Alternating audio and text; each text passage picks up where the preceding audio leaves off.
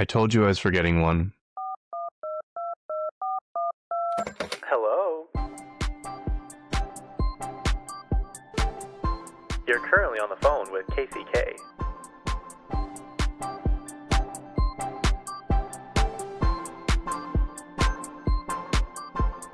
Yep, that's me. Should I do my introduction like Grace Randolph does? Hello! If you don't know who she is, she's actually very entertaining. She is a movie. I don't know if you'd call her a movie critic. I think she's just a movie fanatic. And what's interesting is usually when people are this into movies, they don't love like big name like blockbuster movies, but she does, and she admits it. I'm like, I love that. I finally love that someone appreciates like big Hollywood budget movies. Because, like, not all, in my opinion, I mean, this is just my opinion, like low budget movies are like phenomenal. You know, like a lot of the Oscar movies aren't like that entertaining. They're actually quite boring. Some of them have very good messages and stuff, but like, I don't know, the one last year, I don't really know what it's about. I don't know much about it. But I heard from someone on another podcast who like sees every Oscar movie every year and they love movies and stuff. Said The Brutalist was one of the worst movies she's ever seen. She actually got up and left because it was two parts because it was so long. I think I know a couple people that also left, but it's just like they're not these entertaining movies. And, I don't know if that's like a criteria, like they have to be like I don't know. You know what I'm trying to say? Likely Fast and Furious is never going to make the Oscars, but I feel like a lot of bigger name movies could. Now that you ask me, I don't know which ones they would be, but yeah, I don't know. Anyway, so the fact that she likes blockbuster movies makes me happy, but she's got like almost 1 million subscribers on YouTube and she does live streams. She actually, I think, gets to vote in the Academy. I could be wrong. I don't know if it's like the Oscars or like the Golden Globes or what like Academy it is. She gets invited to movie premieres. She gets to see movies early. She gets movies sent to her early. Like she's always talking about like I saw this movie, but I can't talk about it yet until this date when the embargo lifts. Like so she sees like lots and lots of movies and she just loves going to the movie theater, which I also love. I went the other day to see Marty Supreme. We'll talk about that in a minute. I don't know, just something the way she talks is like very entertaining. She knows like a lot of the like she just knows the background and history and stuff about directors and she's interviewed like Emma Stone. One thing I don't like about her is she hates Jessica Chastain, like despises her. And I don't get that. She says Jessica Chastain is a movie killer, which I maybe her movies haven't done the greatest lately. I would have to go double check, but I disagree with that. I think Jessica Chastain is one of the greatest actresses ever. I just like go watch Molly's Game and then come back report back to me. There's also a movie she's in called Miss Sloane, and it's actually one of my favorites. It's I don't know if it was just a straight to streaming movie. I don't think it went to theaters, but she is like a lobbyist in I was gonna say Hollywood in Washington D.C. and she's just extremely smart. And this movie actually made me want to get a BlackBerry again. And I actually looked because this movie, when it was filmed, it was I think it was past the date of Blackberries, but for some reason this must have been their last one. And just seeing her like type on that thing, it just gave me such satisfaction. I don't know. That movie's really good, but that's the only grievance I have of hers is that she hates Jessica Chastain. Other than that, she's very entertaining. Every Sunday, she does a movie math, which she talks about the what am I trying to say? The box office of that weekend. She also does like the TV shows that are doing well, TV shows that are coming out. Like she goes through like all of the TV stuff. Anyway, it's called Movie Math, Grace Randolph, and it's very entertaining. She does a very good job, and she's funny. Just like she's kind of like got dry humor, and I love when she like makes herself laugh, like at herself. I think it's funny when people can laugh at their own jokes, even if they're stupid. She starts out all of her episodes with "Hello." I feel like I don't have an intro, I don't have an outro, I don't have like a thing that I do.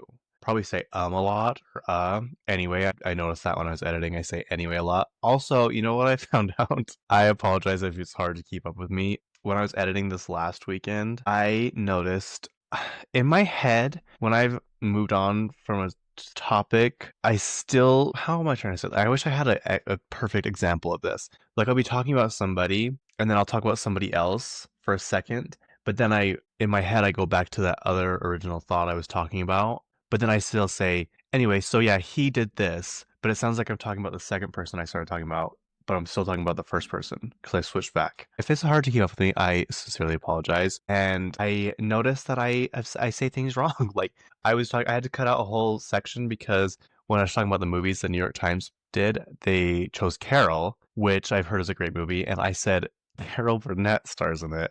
I was like, that's not right. It was Kate Blanchett. So I had to get rid I couldn't even like edit it or fix it to make it sound correct. So I notice I say things wrong, and you can call me out if that's the case because I don't know. I don't know if I just get going so fast. I don't know if it's the undiagnosed ADHD, which I'm about to get diagnosed with, hopefully. If anyone has a good doctor, LMK. I'd prefer it to be like up in the Salt Lake area, but I just kind of want a doctor that's going to do what I want. I want one that isn't like a stickler, you know what I mean? But I don't want one that's like lackadaisical, that's going to be like, you know, just give me whatever I want. But I want someone to look at me and be like, you know what? We're gonna do the ADHD test. And I'd be like, I've been waiting for this moment for so long. So anyway, I don't know if it has anything to do with that, but in my head, I'm just already like ahead of myself. And I'm like, well, I know what I'm talking about, so I don't other people.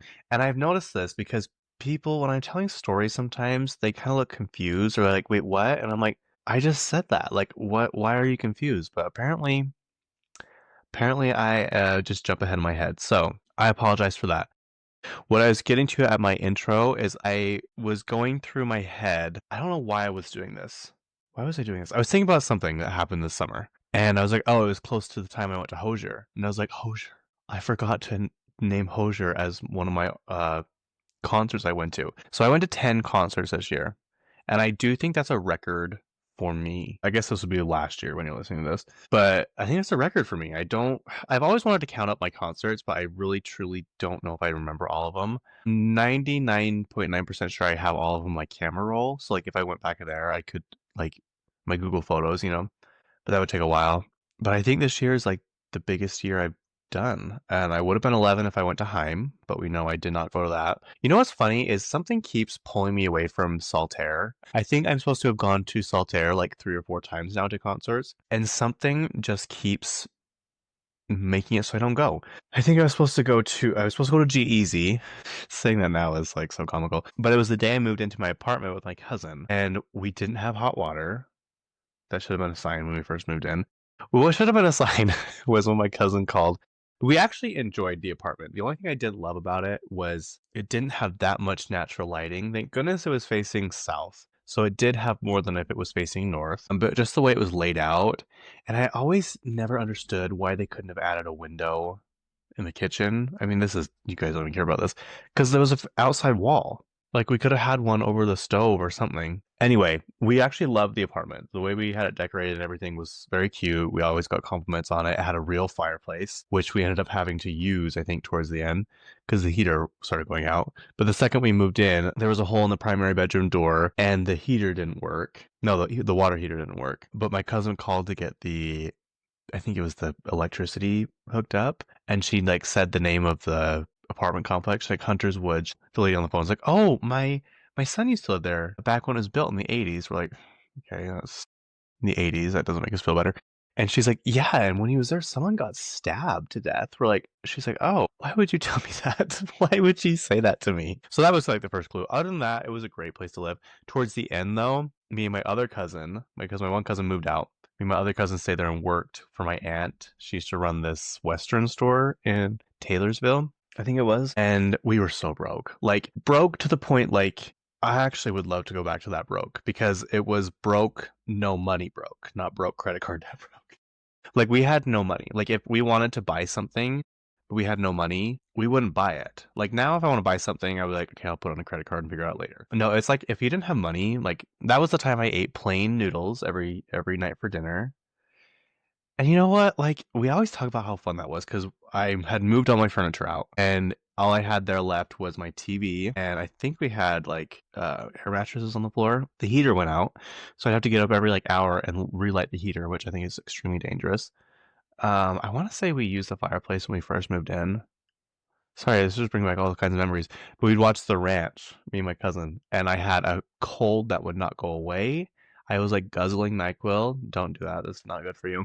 And we'd watch The Ranch every single night, and I'd have peanut butter on rice cakes. And You know what? It was actually a pretty fun time. It was pretty fun. I just remember being so cold, like nothing like what it is right now. Like right now is super warm. That was 10 years ago. That was 10 years ago.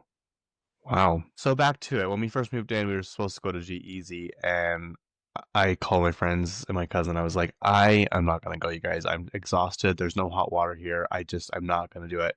So they're like, that's fine. They're doing this weird thing where they're making the guys stand up in one line and the girls stand in one line. I'm like, that's weird. So I think, yeah, for some reason, I have not made it to Saltaire yet. If you're unaware of what Saltaire is, if you're driving from Salt Lake to Tooele, I dare you to have someone that's not from Utah try and spell Tooele. But it's like right on the edge, or was on the edge of the Great Salt Lake. I don't know where the water is now, but this is like the second or third time it's been built. When it was first built, it was actually like quite an attraction. Like people came from all over to go to it. Apparently, they had a roller coaster that was on right on the edge of the water. And my grandma told me this story. My grandpa asked her if they wanted to go out to Saltaire and ride the roller coaster, and she was a bona fide scaredy cat. She worried about everything. She's always worried about something. Like even if I'd like fly to California, she would get so nervous. I remember one time I was at Disneyland and I left. I like lost slash left my wallet at the movie theater. It slipped out of my pocket, so always double check. I also left one of my Kylie Jenner lip butters at the Begonia showing at the Gateway in Salt Lake. I was so mad.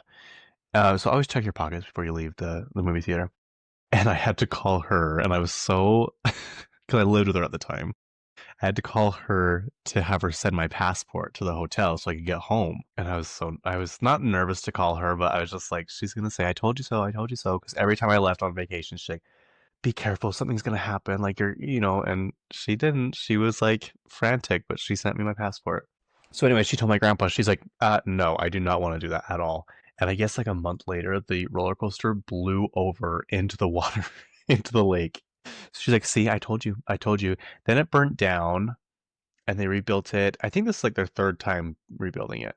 Anyway, now it's a concert venue, but like it's sketchy out there. And I remember seeing an article, they found a body in a suitcase, like right next to it. So anyway, that's I didn't go to Heim and I still haven't been to Saltaire. So yes, I went to 10 concerts this year, I guess, and it was fun. I don't think I'm going to break that record this year. I would love to go to Doja Cat in, I think it's October of this coming year, but the tickets were just a little too expensive for me. I'm hoping when it gets closer, there might be some last minute ones, which is nice because she's actually coming to Salt Lake, and that I can wait until last minute now. A lot of these concerts I have to go to are um, out of the state, so you kind of have to plan. But I will say Hosier, I did not expect him to be bad. Like that's not at all what I was thinking. But I didn't know a lot of his songs, and it actually ended up being really fun. That was the concert that we went to, and we were a little late. Like it hadn't started yet, but we were definitely not on time. And here's a trick. I would recommend paying the $35 for preferred. There's premium parking and preferred parking. They're right next to each other. So I wouldn't pay for premium because it's really not. The only thing different is like it's a asphalt parking lot.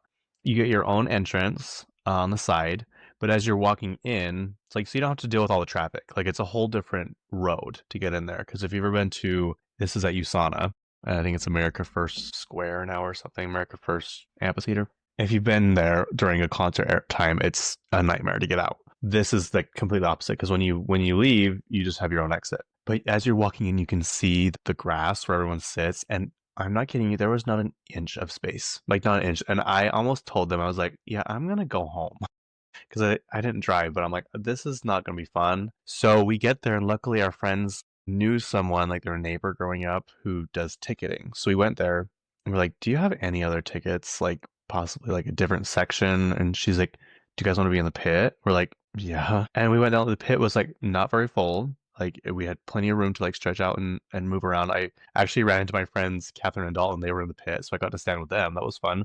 And he was a great entertainer. It was fun. It was like, when you go to a concert and you're worried because you're like, I don't really know a lot of the songs. That's how it was, but he was just a really good performer that you kind of just forgot. And everyone was having a good time. Everyone was vibing. So definitely a fun night. A summer night, very fun with friends. And if he comes again, I recommend it. It's kind of hard to get tickets to a show, but you know what? Anyway, there you go. I've been told by people they don't mind if I chat about myself, but when you're trying to get new subscribers, It's kind of a you kind of just want to get into it. I actually put so uh as of what was it? I guess yesterday technically, but as of this weekend, all of my episodes are on YouTube, you guys, all of them, and they are getting views. So it's kind of exciting to see like the little you can track the analytics, and it's kind of fun to see it go from like 000 to like up. I lost 2 subscribers, but I gained one last night because I posted my first ever YouTube short, and it's got like over 500 views already, and that's kind of exciting. But baby steps, it's kind of fun. So anyway, that's just a little update on the podcast. If you want to watch it, even you guys, if you don't want to watch it, please just go like play it on YouTube and just let it run through. My friends that do YouTube, I think might still do to this day, but they have like 700,000 subscribers. So I mean they're doing well. They would just play their videos like all day long, like to get the I don't know what it does. Probably like shows that people are watching it and then refers it to other people. So like they just have their devices playing throughout the day. And I'm like, you know what? I might need to start doing that. But if you want to see my pretty face, plus I try and put pictures up here. I don't know if I'll put anything right now. You get to see my background. Also, look what Connor gave me. Look at this little Funko Pop. It's like backwards, but obviously that's my name. But look, you can see he's like, you're wearing your Skims sweatsuit. I have my headphones 'cause I'm always at his house editing my episodes, and I have my AirPods Pro Max, which are very, very heavy. I got my little, what are those called? Air Force, not Air Force Ones. What are the high tops? The Nike high tops. My mustache and my little hair swoop. I was like, this actually kind of looks like me. He's like, I know. No, he said that. He's like, it actually like looks like you. I'm like, yeah, it actually does. So yeah, that's kind of a fun surprise. So he's like, you can put it on your wall. I actually need to get more shelves because I'm running out of space to put stuff. I wonder if it'll sit on top of the. There we go. Can you even see it? Oh, the microphone's in the way. Let's see if I move it. Oh, wrong way. Yeah, you can see it just a little bit. Anyway, that was fun. What is next? What should I talk about next? Oh, we went to this new place. So I've been going to Jordan Landing, is what it's called, quite a bit lately, just because I'm over in that area now. I love that movie theater. It's one of my favorites. I think I've talked about it before, but it just feels like a classic movie theater. When you walk up to it, it's got the big, huge marquee out front. The ticket booths are out front. You walk in, and it's just a huge lobby. Got an arcade in there. They actually have good food. They have Pizza Hut pizza. I think that's for a lot of Cinemark. It's a Cinemark theater. I don't know. I just like it. It's just got the classic theater vibe to it. But I went and saw Marty Supreme there, and the next day we went to a new restaurant. I mean, it was a soft opening we went to called Mama Bird. It's Mama Bird. Let's see, Southern Cafe. Oh, that's not it. Mama Bird Southern Cafe, and it was very good. Apparently it's started in Las Vegas, so it's southern western food. But I got the omelet, which was delicious. I don't know if I get it again because it just wasn't that big. I thought because Connor ordered me and Mallory ordered the omelets. Connor ordered this what was it, mac and cheese chicken waffle sandwich, and the girl was like, that's huge. Like it's huge. I've never seen someone finish it. Granted, they were only open for like a week. And so I was like, oh wow, so all the food's gonna be big. Like if she's saying that, then all the portions are. Mine wasn't that big. So I don't love that. But the food was very good. I would recommend it. It's in the old famous Dave's at Jordan Landing, and it was good. I would go. I maybe wait like a month for them to get all the kinks out and stuff. But they have like refresher drinks and stuff. I wish I would have kept up the. Oh, it is here. Okay, I knew it. I knew I didn't get rid of it. Yeah, they have a huge menu. So, like Mama's morning favorites, Mama's fry pan breakfast, 2 eggs, any style, choice of pork shoulder, bacon, traditional bacon, country sausage, split links, chicken apple sausage, or smoked hot link sausage, white cheddar grits. They have chicken fried steak. They have coffee rubbed ribeye steak. I don't know how that would be with eggs. Smoked brisket hash, smoked pork belly, cheddar grits. Let's see, what did I get? This lady next to me, I should have got this. It was the Mama's fried chicken and biscuit skillet. That looked delicious. And I almost, like, it was a split second and I decided not to get it. And I wish I would have got that. Yeah, and then they have like drinks. They have refresher drinks that were really good. Chicken sandwich. The chicken sandwich looked delicious. I saw someone get that. Oh, they have a grilled chicken sandwich too. So if you're trying to be a little bit healthier, brisket burgers, pulled pork, and grilled cheese. I didn't even know they had burgers. Oh, good to know. They have vegan. They do also do gluten-free stuff, but just keep in mind that they prepare it in the same kitchen as like all their other stuff, so it could be like cross contamination or whatever. Apparently, this is their new or their signature thing. It's Liam's ginger beer, handcrafted, non-alcoholic, original lime ginger, jalapeno ginger, ew, strawberry ginger, apricot or apricot, a peach ginger. You can buy it by the bottle, like they can sell bottles, or you can get just a single serving. What else? Oh, bougie and boozy brunch cocktails. Bloody Good Morning, Mama's Bourbon and Bacon, Bloody Mary. Ew, that doesn't sound good. Anyway, I do recommend this. I would send people there. But the night before, like literally across the street, I went to Marty Supreme. That is the new Timothy Chalamet movie, and it was very good. I guess I knew it was about ping pong, and I don't know if they call it ping pong in the movie. I feel like they don't. I want to say they called it table tennis, but I don't think that's right either. Anyway, nothing could have prepared me for what this movie was. I all I knew was I wanted to see it as soon as I saw Gwyneth Paltrow was going to be in it. I read about it in a magazine like forever ago, and I was like, she's in it. I'm going to watch it. Plus, I like Timothy Chalamet. Fran Drescher is in it. She is the nanny. She's also the president of the Academy. Did you know that? The Motion Picture Academy, I think.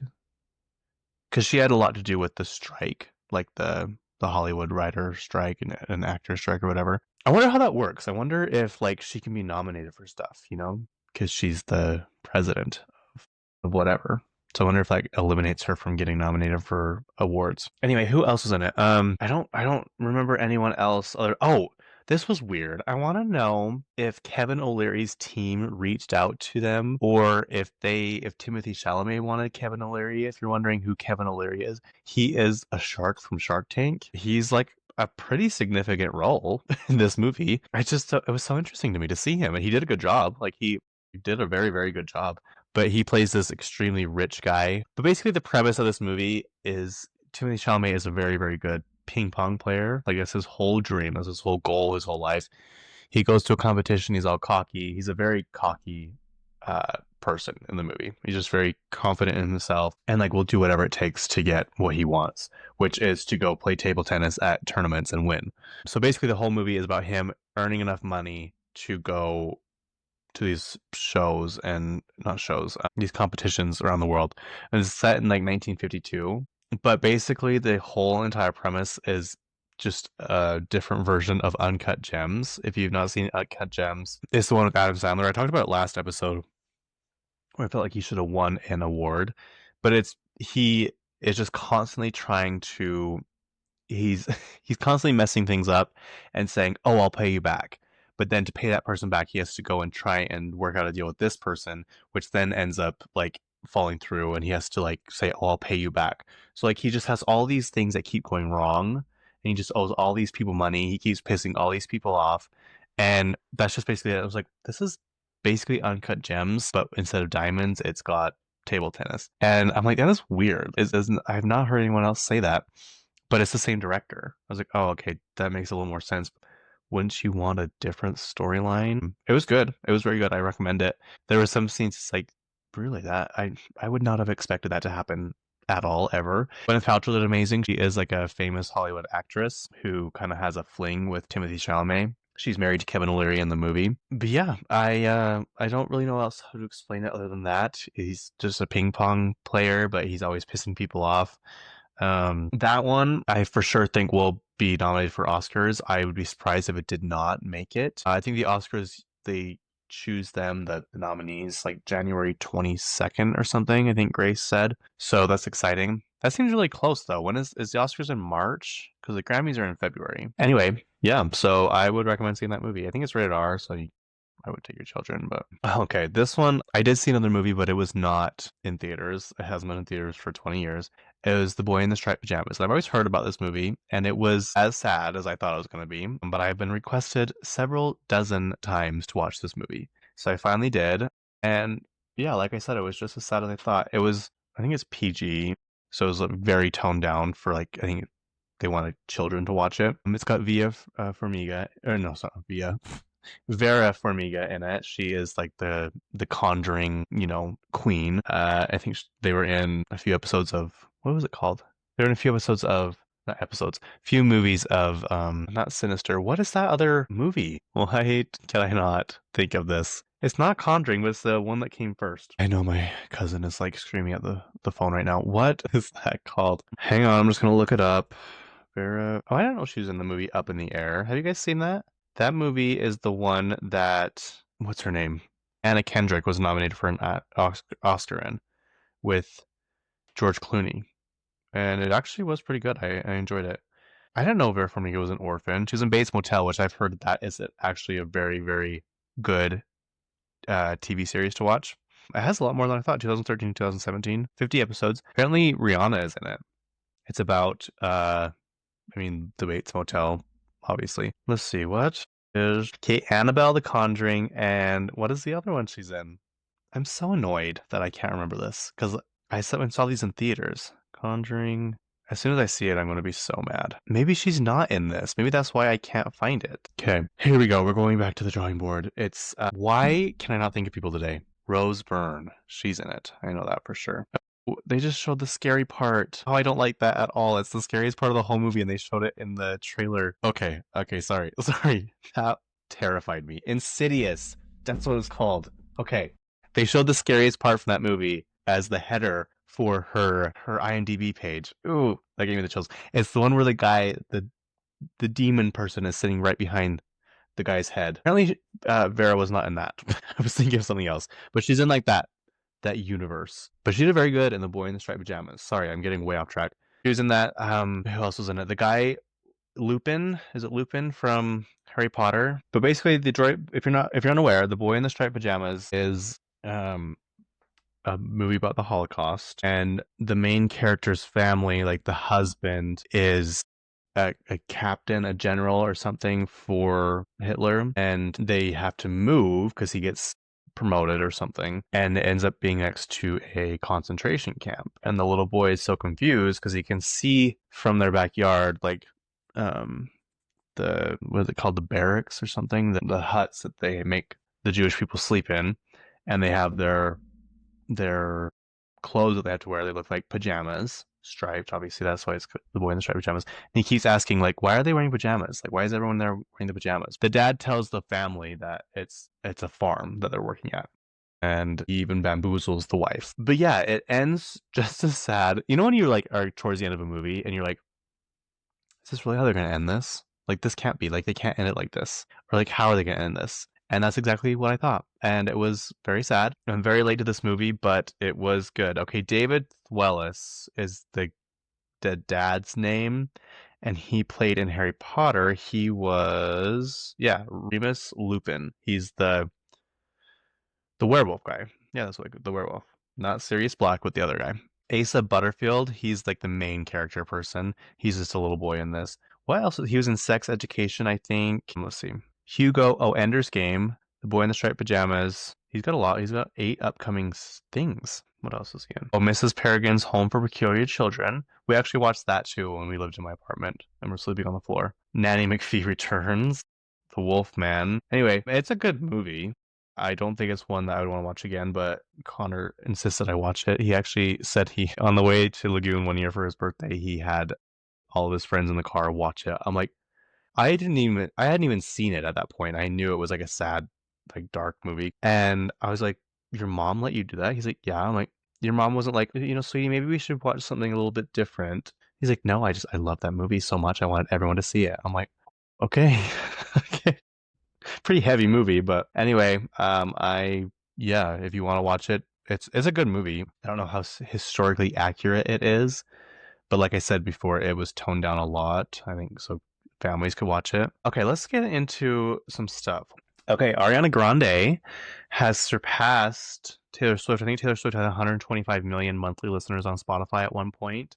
I don't think that's the case anymore, although she is now, again, now that Christmas is over, she's taken her spot back as the most listened to artist right now, or maybe most streamed. I don't know how like the analytics work, but 113 million monthly listeners. Oh, that's her favorite number, so she's probably happy with that. Even with that, though, she is number 4. I think Ariana Grande is number 1. But Taylor Swift, I think the most she's ever had is 125 million, which really doesn't make sense if she's the most streamed. But every day, Pop Crave or Pop, one of those pop things, says Taylor Swift's Fate of Ophelia is still number one on Spotify with like 6.5 million listens per day. And that has been a steady like number for it's been on there for like what 70 something days, and during Christmas it dropped down to 5.5 million, and then the next day it went back up to 6 million. So that's a million more streams. That is crazy. Ariana Grande is number one, although it has gone down a little bit. She's at 125 million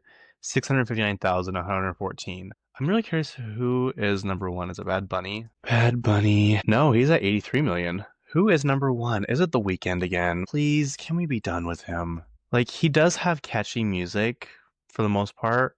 120. I think it is him. Number three. Who is number two? Who is number two? Is it Ed Sheeran? I wish they just had a list so you didn't have to look like this. Maybe they do and I just don't know about it. Ed Sheeran, no, 101. Who is in between them? Who is in between them? Anyway, it doesn't really matter. But it's gonna bug me though. Why? Oh, you know who actually just broke 100 million for the first time in their career is Sia, which that's kind of surprising because she hasn't really put out any music, but it's because of her Christmas music. Like Snowman has almost 1.5 billion streams.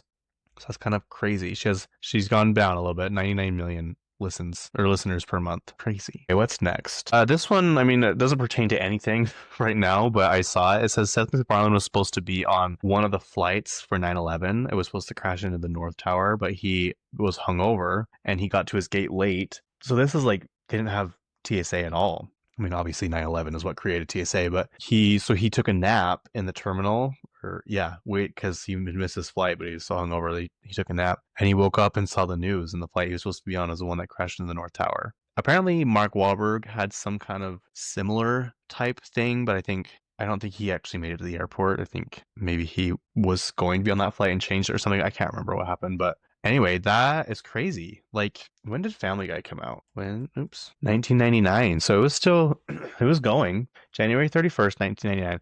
I remember their 100th episode. I mean, I didn't watch it when it came out, but I was watching it one night. At the beginning of it, they have people watch like a clip or something of the first couple episodes and then interview people on the street, and they're like, "Do you think this show will take off?" And like pretty much all of them were like, no, this show will never go anywhere. This show will never take off. It'll never be anything. It'll never, it's awful. And then they played their 100th episode after that. So apparently it, is popular. I wonder how much he's worth. Seth MacFarlane. It's not McFarland. It's McFarlane, just so you're aware. Or MacFarlane. Do you see Mac?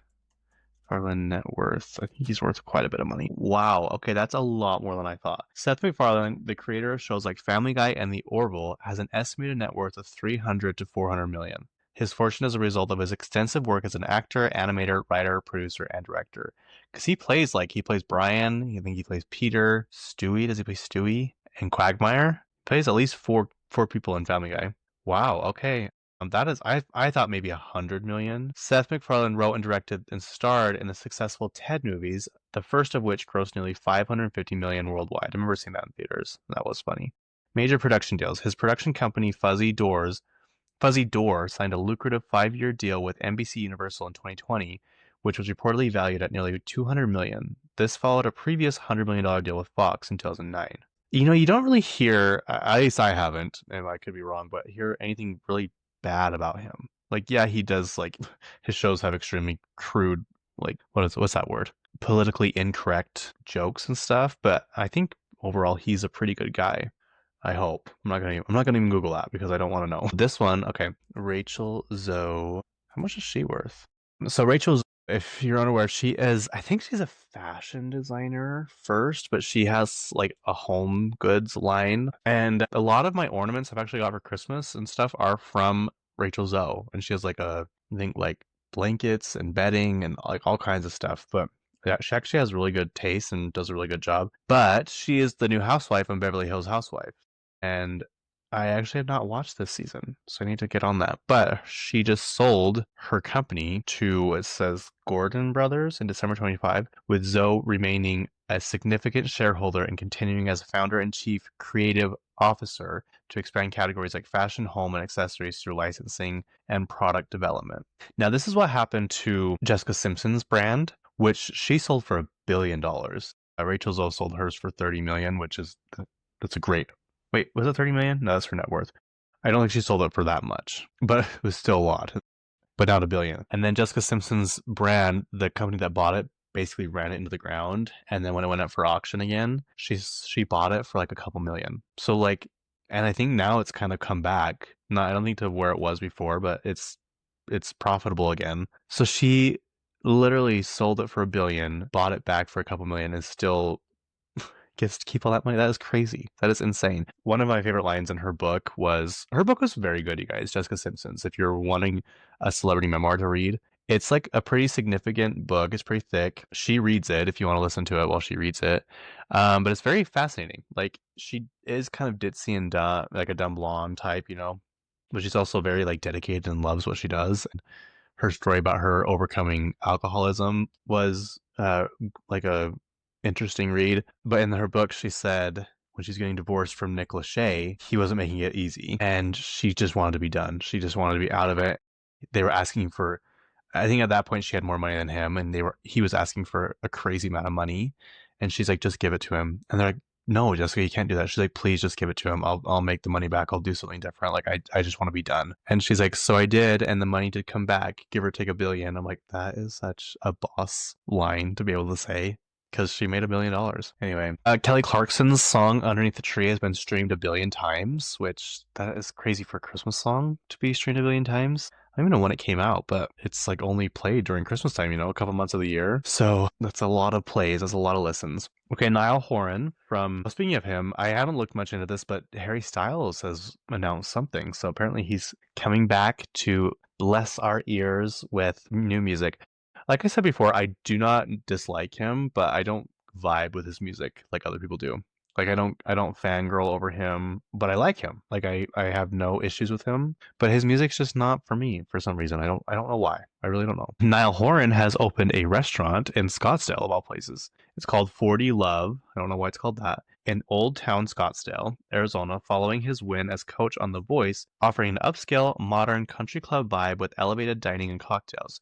The venture, in partnership with Sean Mulholland and Avery Johnson Jr., has quickly become a hotspot focusing on unique social atmosphere. The name was inspired by the tennis score. Interesting. Does he play tennis? I don't know. I wonder what they have. It must be open if they're talking about it. 40 Love. Maybe they just found out that he owned it. It does look really cool. It's got 4.6 stars. The money rating is $50 to 100, so it's not like terrible if you go, you know, by yourself or something. I want to see what food and stuff they have. You cannot even look at their food, so that's interesting. Explore our venues. Oh, it's like caviar. Yeah, there's the thing of caviar here. You have to make a reservation. It must be pretty. This is like when you go into a store and they don't have price tags. And you're like, oh, this I don't belong here. I don't belong anywhere near here. That's kind of how this vibe feels. But it looks cool. It looks very chic and cool and fun. Okay, this one. Um, how am I supposed to do this? I didn't take a screenshot of it. Let me just do this. Highest paid actors. This one of these in this list surprised me, and it's not because I don't think she deserves it. She's a huge name brand, household name actress, but the movie that she was in was not worth what she got paid. Okay, you know when you can't find something online and it really bothers you? That's how this is going right now because I know where it's at, but I can't log into it on this computer, which is why I need another phone. But the highest paid actor of this year was Tom Cruise with 150 million. Cameron Diaz was paid a very high amount of money for that one movie she came back with, Back in Action, I think it was called. Pedro Pascal made 10 million. He was like the bottom of the list, that's a lot of money still. Who else was on it? But the one I was talking about before was Julia Roberts. She played, it's called After the Hunt. I would not recommend that movie at all. That movie was not good. It was very boring. She did a good job, but it was just about professors, and I don't vibe with professors. I'm sorry. And yeah, I don't recommend that movie at all, but she's paid 25 million for it. And I'm like, ooh, I do not think that they made that much money. After the Hunt box office. Okay, yeah. After the Hunt, starring Julia Roberts, was a box office disappointment, grossing about $9.4 million worldwide. Worldwide.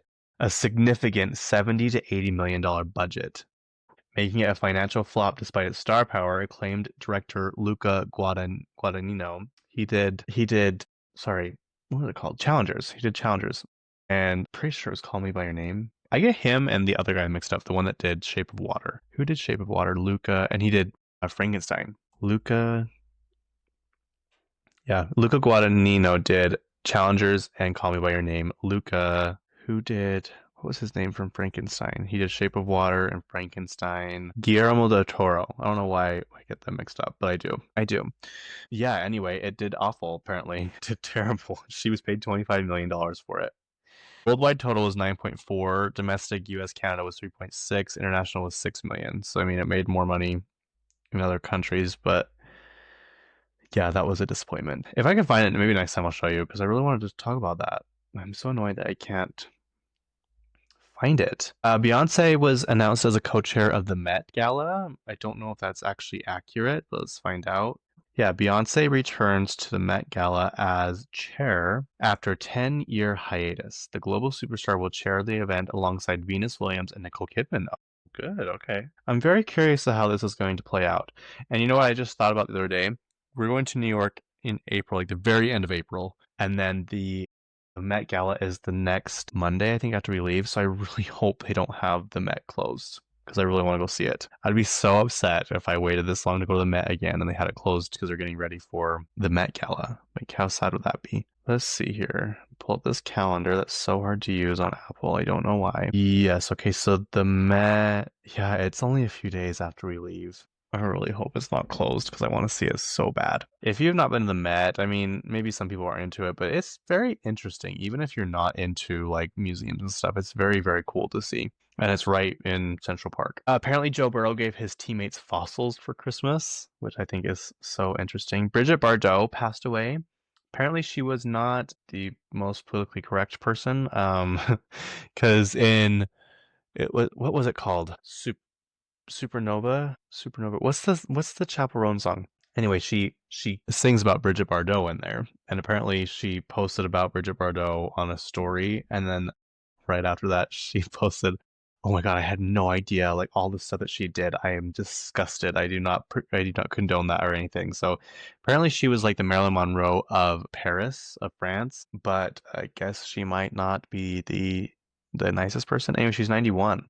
And I don't know. That's too bad. That's too bad. Oh, this one was interesting. So this is a very, very loose rumor, but I heard it from somewhere. I have a screenshot. I love when I am prepared. You know when you're looking through your camera roll and you see something from forever ago and it just makes you laugh. That's kind of how this was. Is this it? Nope, that is my astrology sign. Do you want to see what Scorpios are in store for this year? Scorpios, this is your year to transform everything, all capitals. Your career, your income, your relationships, your image, your life.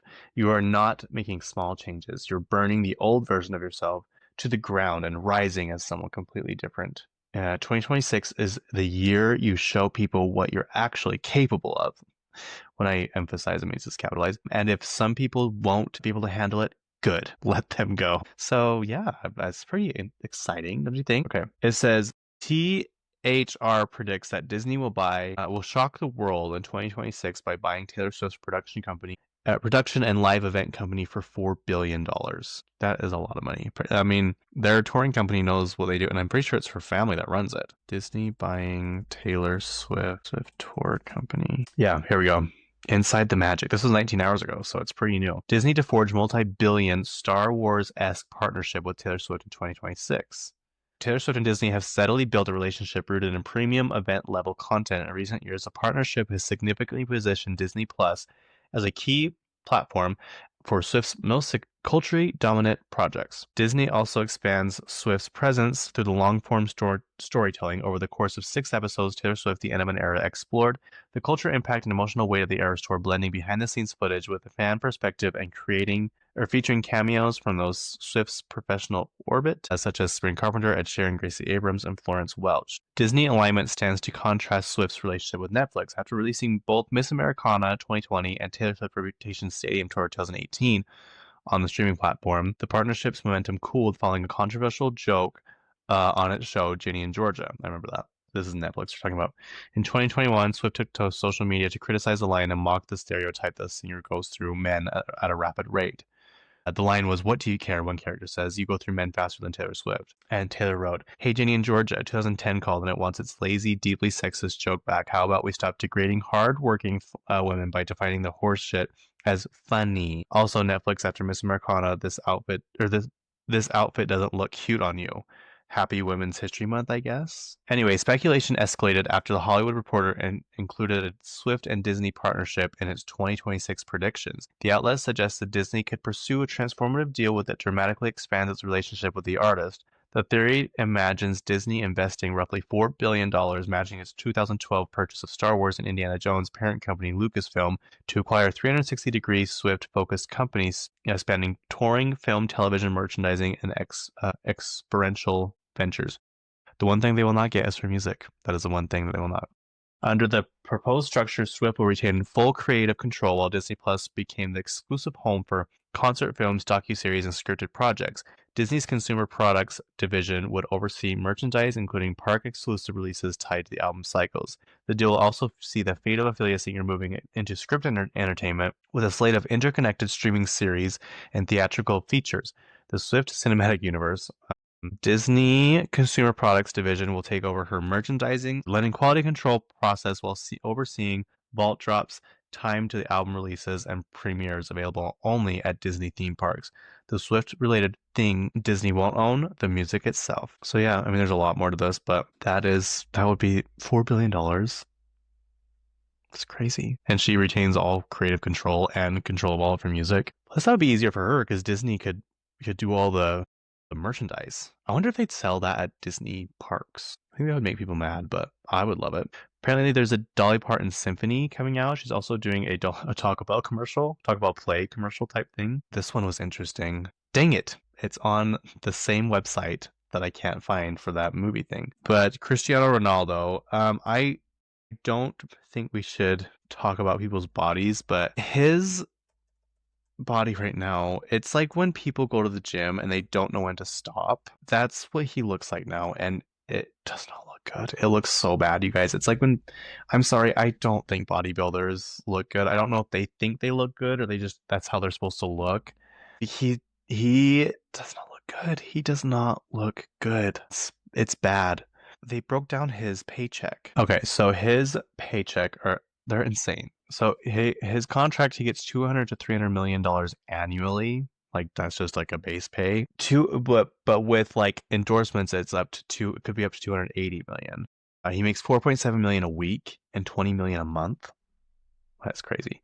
Total deal value, a reported record-breaking deal potentially worth over 400 million in total over a few years. Includes a dream ambassador role for Saudi Arabia, adding significant income, performance-based bonuses for goals, assists, and trophies, plus large sums for commercial deals. And the perks include a private jet, household staff, and other luxuries. That's crazy. Ronaldo is a global brand earning significant income from sponsors like Nike, Binance, and Herbalife. Wow, Herbalife's still around. Estimated at $50 million annually plus his own CR7 brand. Anyway, that is a lot of money and that could change people's lives. We were talking like, wouldn't you want to be the good billionaire? Wouldn't you want to be the billionaire that's like, hey, I don't need this much money. I'm going to help so many people. That doesn't seem to happen. Billionaires have such a bad rap.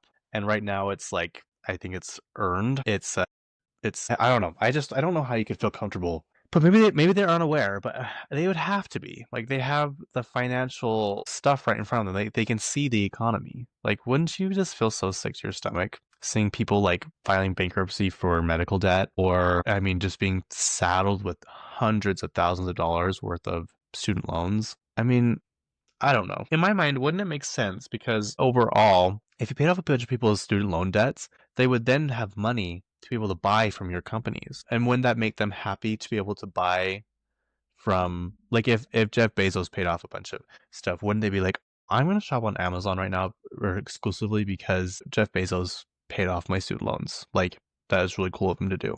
I just don't see like, wouldn't that make sense? You know, or the Waltons, like, wouldn't they want people to shop at Walmart? I mean, in the end, it would boost the economy. I don't know. Maybe the lending companies are won't let that happen. I don't know. Something's got to happen because I mean, it's just ridiculous how much money these people have now. Like beyond ridiculous. And I don't have a problem with billionaires usually. I think it's like a pretty cool title to have. I've been scolded a couple times online for talking about billionaires. So anyway, the Pussycat Dolls might have a comeback. That would be fun. This one, okay. I'm gonna do a few of these and then we'll end on this one. So Skims, my favorite brand. If you're unaware, I've never seen a Skims. They sell in Nordstrom, but they only sell women's. So I thought. I went to Nordstrom the other day at Fashion Place in Murray, and I was just kind of walking by, and we walked past the men's underwear department, and I glanced over, and they have a Skims section, you guys. They have Skims men's at Nordstrom in Utah. That's huge. That makes me, I was so excited. I was so happy. So now you guys can be happy. Apparently now Beyonce is a billionaire. She has surpassed billion-dollar status. I think Jay-Z's been a billionaire for a while, but now they both are. And then Stove, if you're unaware what Stove is, Stove was supposed to be Lasso, which was then supposed to be something else. Henry Come On, I think. It's been three different things, but it's Lana Del Rey's new album, and it's been pushed back to who knows how long. But there are reports that there are kind of like these. They're supposed to look like just like really sloppily put up billboards, and like they've been there for a while. What am I trying to say? Not distressed, like distressed looking billboards, and it says Stove 1/16/26. So that could mean something, but you never know with Lana Del Rey. She is very unpredictable. Okay, I think that's it. So I want to end on this. I'm pretty sure I can add it in. If I can't, you guys won't hear about this. But if I can, that'll be at the end. So thank you for listening. Please subscribe on YouTube. Please go watch on YouTube. Tell people about me. Once you subscribe, you can leave comments on the videos. So I don't need randos who aren't following me commenting on my videos, although I think it would boost my analytics and the algorithm or whatever. But yeah, thanks for listening, and I appreciate it. And I hope you guys have a wonderful New Year's. It is New Year's as of now, and write down smart, specific goals and stick to them, and you'll be very pleased with yourself. You'll be very happy. But this is a video of James Cameron, a girl did on TikTok. I don't know what her name is. Anyway, her name will be in the corner, obviously, with the TikTok logo, and I'll be sure to add it into the credits. But she goes kind of just like in depth. I just rather have her explain it because she already has. And just of his career and like all the choices he made and how he's become so successful. It's very fascinating. Anyway, thank you. Thanks for watching, and I'll talk to you later. Bye. James Cameron is the most interesting person on earth, and it is because he is absolutely insane. When he was younger, he had no idea what he wanted to do with his life, and he was working as a truck driver and a janitor. But that all changed when one day he went and saw Star Wars, of all things. You see, he went and saw Star Wars and he said, I want to get into movies. But he has a problem. He's not a Nepo baby. He doesn't have connections in the film industry, so what does he do? He realizes he needs to find funding for a short film in order to get his name started. And where does he find that funding? He pitches it to a group of dentists who are looking for a tax write-off. He convinces them to fund his short film Xenogenesis, and that's where he finally is able to enter Hollywood. After completing Xenogenesis, he then wrote the script for Terminator. He went around optioning the film, trying to sell it off, and he finally agreed to sell it for $1 on the condition that he gets to direct the film. And then obviously it became one of the most successful films of all time. It is so successful that he then goes on to direct Terminator 2. He is then practically given a blank check for Terminator 2, and it becomes the most expensive film of all time. I will be saying that multiple times in this video, by the way. While making the film, they made several advancements in CGI and special effects. In between those two films, though, he did do Alien. Why did he do this? Because there were production delays with Arnold Schwarzenegger needing to film Conan the Barbarian. And during the production, he also fought for there to be a main female action star lead. And this movie is often pointed to for being a turning point for female main characters, something he has been very passionate about throughout his career. But then James Cameron started feeling restless, and he was thinking about how much he loved marine biology and how he kind of missed out on that opportunity in life because he chose filmmaking. He decides he's going to make a movie and convince them to fund his expedition to see the Titanic. He has gone on record to say that he actually was not interested in making this movie. He literally did it just so he could see the Titanic. This was once again the most expensive movie ever made at the time. They were practically writing him blank checks, and with that, he used it to advance underwater camera technology and remote-controlled submersible technology. And this was all done just once again so that he could see the Titanic. Also, while on the subject of the Titanic, he is a self-taught illustrator and painter, and he is the one who actually drew Rose's picture for the film. So Titanic came out and became the highest grossing film of all time. I'll be saying that a few more times as well. And also set the records for the most Oscar nominations with 11. And then while making Titanic, what did he come up with the idea of? Avatar. He wrote the script for it, he had drew sketches for it as well. But he realized the technology did not exist to make this movie happen. So what did he do? He went and found funding for it, of course. He got another one of those practically blank checks and made the most expensive movie of all time, again. While making this film, he improved motion capture technology and CGI to an insane degree, as well as making a completely new 3D camera. Avatar became the highest grossing film of all time and became the first movie ever to make over $2 billion. Once again, he is the first director in history to have a film make over $2 billion. And he's not only done it once, he's done it 3 times. But he didn't stop there. No. So he made a sequel, Avatar 2, and in this one he focuses on underwater cameras in production, making the first motion capture technology that is able to be recorded underwater. Also, while making this, he also funds an exploration of the Mariana Trench and became the first person to go on a solo trip to the bottom of the Mariana Trench. All because he helped fund and create the Deep Sea Challenger. But don't think that this is just a fun little side quest for him. Despite having no formal training, he is well renowned in this space. He has done multiple documentaries and he has funded several deep sea explorations. And he is a certified expert on the subject. He is so well renowned that the EPA contacted him after the oil spill to get his perspective on ways they could fix the issue. But if you think it stops there, it doesn't. He is also on the NASA Advisory Council, where he helped build the camera for the Curiosity rover on Mars. In fact, he is such good friends with NASA that they actually asked him if he wanted to go to space. He declined, though, because he wanted to visit the International Space Station, and that was not part of the deal. Do you know what trip he ended up declining? The Columbia space disaster. Yeah, he was supposed to be on that.